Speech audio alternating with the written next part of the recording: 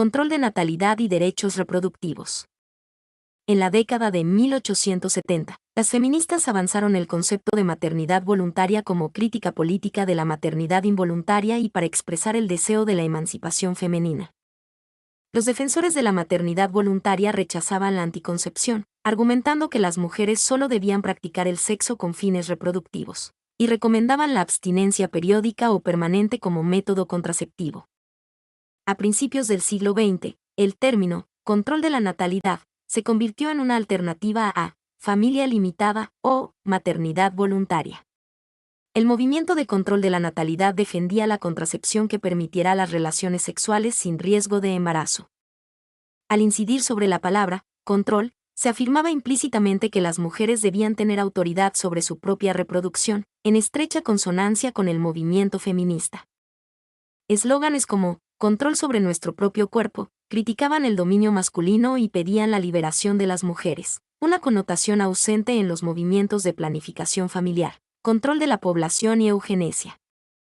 Después de la Revolución de Octubre, la Rusia soviética fue el primer país del mundo en legalizar la interrupción voluntaria del embarazo como parte de las reformas en torno a la emancipación de la mujer.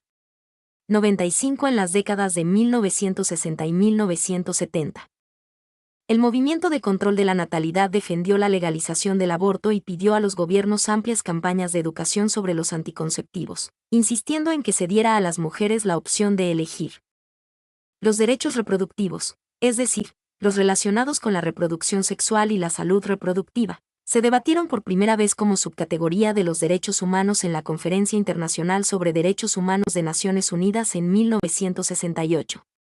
Los derechos reproductivos no están reconocidos en el derecho internacional de los derechos humanos, y se trata de una expresión general que puede referirse a cualquiera de estos derechos: derecho al aborto legal y seguro, derecho a controlar las funciones reproductivas propias, derecho a una sanidad reproductiva de calidad y derecho a la educación para poder tomar decisiones reproductivas libres de coerción, discriminación y violencia.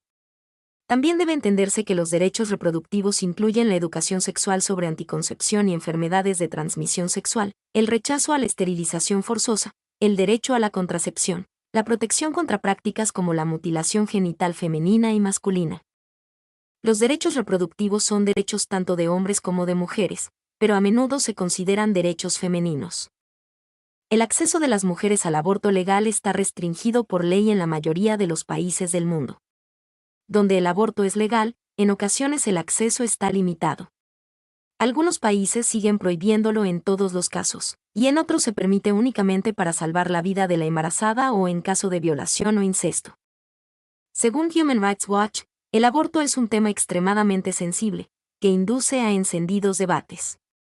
No obstante, el acceso al aborto seguro es ante todo un derecho humano. En los países donde se permite, a nadie se le obliga a abortar. Donde está prohibido, las mujeres están obligadas a llevar a término embarazos no deseados o a sufrir graves daños en su salud, e incluso la muerte. Alrededor del 13% de las muertes maternas del mundo se atribuyen a abortos en malas condiciones, entre 68.000 y 78.000 muertes anuales. Según Human Rights Watch, la negación a una mujer embarazada de su derecho a tomar una decisión independiente sobre el aborto, viola o supone una amenaza a un amplio rango de derechos humanos. No obstante, otros grupos como la Iglesia Católica, la derecha cristiana y los judíos ortodoxos consideran el aborto no como un derecho, sino como una maldad moral. Naciones Unidas y las Conferencias Mundiales sobre la Mujer. En el año 1946, la Organización de las Naciones Unidas, ONU, estableció la Comisión de la Condición Jurídica y Social de la Mujer. La sección sobre la situación de las mujeres, División de Derechos Humanos, Departamento de Asuntos Sociales, en sus orígenes, ahora forma parte del Consejo Económico y Social de las Naciones Unidas, ECOSOC. Desde 1975, Naciones Unidas ha llevado a cabo una serie de conferencias sobre temas femeninos, comenzando con la Conferencia Mundial del Año Internacional de la Mujer en la Ciudad de México. Estas conferencias crearon un foro internacional para los derechos de la mujer, y además ilustraron las divisiones entre mujeres de distintas culturas y las dificultades de intentar aplicar los principios de forma universal. 106 se han celebrado 4 conferencias mundiales, La primera en Ciudad de México 1975, la segunda en Copenhague 1980.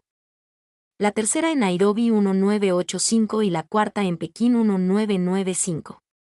En esta última se firmó la Plataforma de Acción, por la que los firmantes se comprometían a perseguir la igualdad entre sexos y la potenciación de las mujeres. En 2010 se fundó ONU Mujeres, en la que la Asamblea General de las Naciones Unidas fusionó la División para el Desarrollo de la Mujer, el Instituto Internacional de Investigación y Capacitación para la Promoción de la Mujer, la Oficina del Consejero Especial sobre Temas de Género y el Fondo de Desarrollo de las Naciones Unidas para la Mujer. Mi nombre es Demim. Soy tu asistente personal. Mi sitio en internet es demim.es.tl.